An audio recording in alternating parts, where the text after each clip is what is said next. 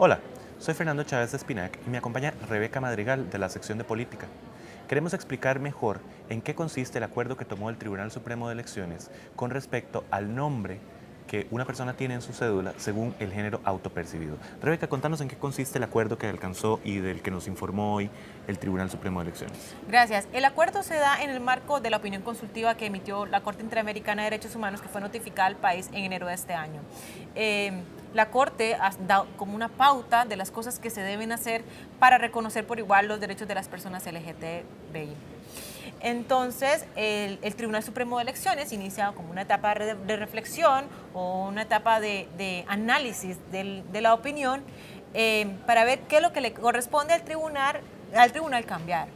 Entonces, ahora se tomó un acuerdo, el acuerdo se tomó esta mañana, de que uno de esos cambios va a ser de que las personas puedan cambiar de nombre en su cédula de identidad.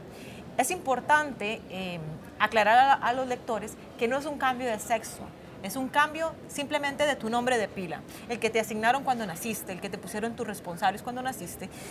La aclaración es importante porque en los certificados de nacimiento no se va a dejar de poner el sexo asignado al nacer. Masculino, femenino. Ese va a seguir ahí, eso no va a variar, simplemente es el nombre por el cual a vos te gustaría que te reconocieran civilmente. Y posiblemente coincida también con el nombre que se te conoce socialmente. Sí, esto es importante porque para las personas que no se sienten identificadas con el nombre relacionado con el sexo asignado al nacer, es relevante poder contar con una herramienta, en este caso la cédula, el documento de identidad por antonomasia, que reconozca que no te identificas, digamos, de esa manera, sino que sos otra persona que ha construido su identidad a partir de probablemente otro nombre, o que estás en proceso de construir esa identidad a partir de otro nombre. Por lo tanto, puede ser reconocido o reconocida según ese nombre en trámites legales, en trámites públicos. Ya no te expones, digamos, a una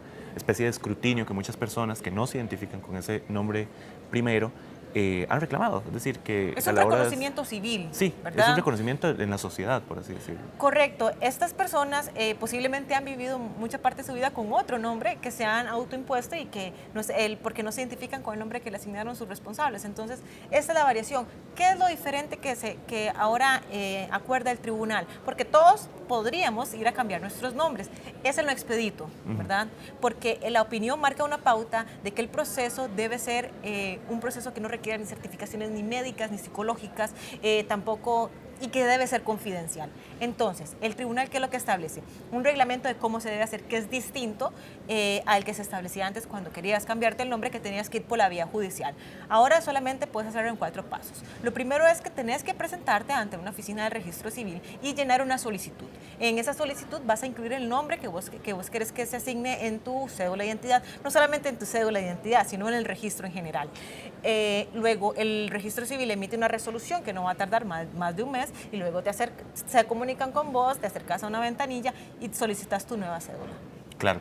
Ahora, el tribunal también determinó que había cuestiones relacionadas con la opinión consultiva de la Corte que no le competían a él.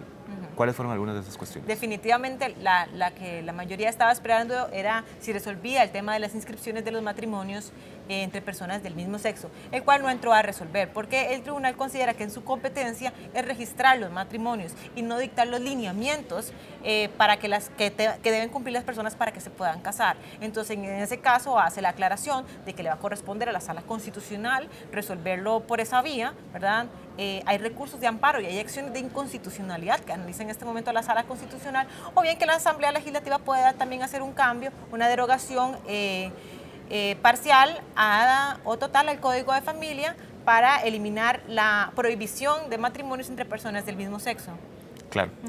Bueno, toda la información relacionada con este tema y con otros detalles, tanto de la tramitología como el asunto de fondo de lo que compete a las personas LGBTI y los avances que están ocurriendo en el país en esta materia, en parte gracias a la opinión consultiva de la Corte Interamericana de Derechos Humanos, los pueden consultar en La Nación y en nación.com, donde además contamos historias de personas que explican por qué para ellos y ellas es importante ser reconocidos en lo civil por el nombre de su género autopercibido. Muchas gracias.